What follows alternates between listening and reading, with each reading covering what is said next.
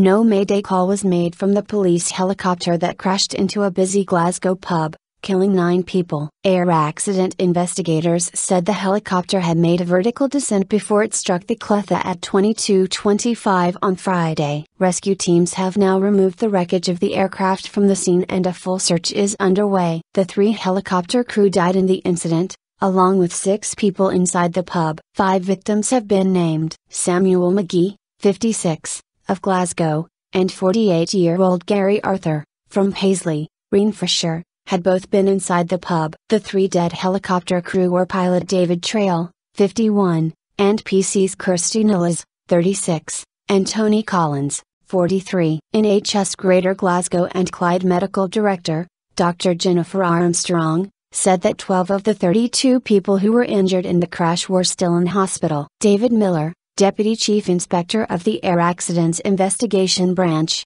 AAB, revealed on Monday that the pilot had not made a Mayday call before its vertical descent. He said, "I can confirm that the helicopter does not have a flight data recorder. However, it does have a significant number of modern electronic systems on board and it may be possible to recover recorded data from those systems." There were no emergency transmissions from the pilot before this accident. Mr. Miller said nothing detached from the craft in flight before the crash. The wreckage, which was removed on Monday morning, has been loaded onto a lorry and is being taken to the AAB base in Farnborough, Hampshire. Following the operation, the Scottish Fire and Rescue Service tweeted, "Helicopter has now been safely removed, which will allow our specialist urban search and rescue crews to continue search of building." A short time later 2 private ambulances, escorted by Police Scotland outriders, left the scene of the tragedy. Rescuers including firefighters, ambulance staff and police officers formed a guard of honor as the vehicles passed by. Police Scotland Deputy Chief Constable Rose Fitzpatrick later said the body of the 9th person had been removed from the scene and taken to the city's Southern General Hospital for formal identification. She said that in due course the helicopter wreckage would be moved to the Air Accidents Investigation Branch's Farnborough facility for detailed examination. She added,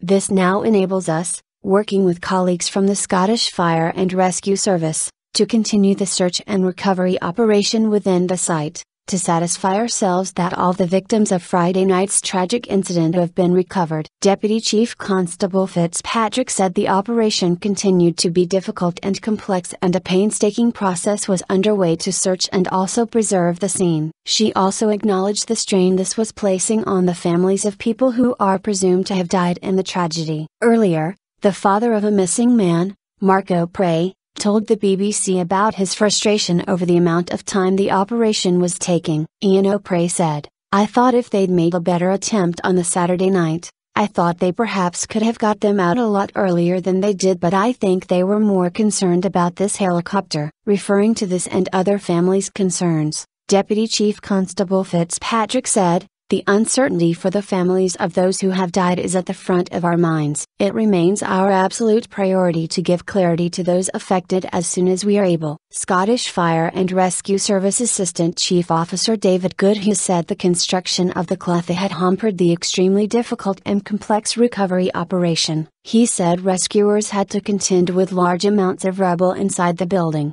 caused by the collapse of 3 roof structures and walls inside the pub. "We have recovered 9 bodies so far," he added. "They have been removed and we are now doing a further search. It's anticipated that search will be concluded within the next few hours, just to ensure that there is nobody else in there at all." 8 of the people injured in the crash are being treated at Glasgow Royal Infirmary and 1 patient is at the city's Western Infirmary. A further 2 patients have been transferred to the National Queen Elizabeth Spinal Injuries Unit at the Southern General Hospital, taking the total number of patients at that unit to 3. It has been confirmed that Police Scotland will continue to lead the investigation into the crash. The Independent Police Investigations and Review Commissioner for Scotland said it has had discussions with the Crown Office and the police service and the situation would be kept under review. Officers conducting the investigation have asked for any footage of the incident to be emailed to Glasgow helicopter incident at scotland.pnn.police.uk. A separate investigation into the cause of the crash is being led by the Air Accidents Investigation Branch,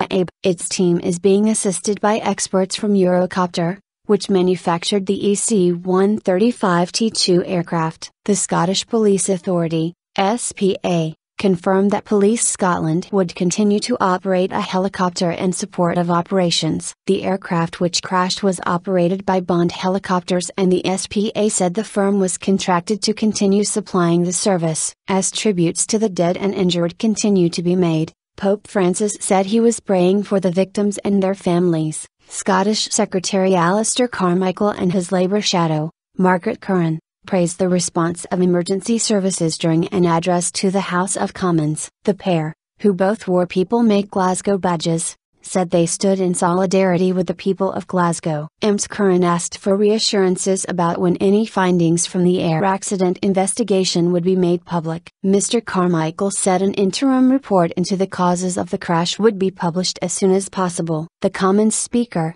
John Bercow, confirmed that a book of condolence would be opened at Westminster. First Minister Alex Salmond is expected to make a statement on the crash to the Scottish Parliament on Wednesday. Financial plight. Within the city, efforts continue to help survivors and the bereaved. Glasgow City Council said its charitable funds would be made available to anyone in hardship as a result of the tragedy. Council leader Gordon Matheson said, "Those who are already suffering physically and emotionally need time to recover and to grieve. Money will be very far from their thoughts, but Glasgow will not allow their suffering to be compounded by financial plight in their hour of need. We can and will help them in the days, weeks and months ahead, and we know many of our fellow Glaswegians will also want to lend their support." The actor Colin McCready, best known for his role in TV drama Taggart, has also said he plans to organize a concert to raise money for victims and their families. A book of condolence has also been opened at Glasgow City Chambers.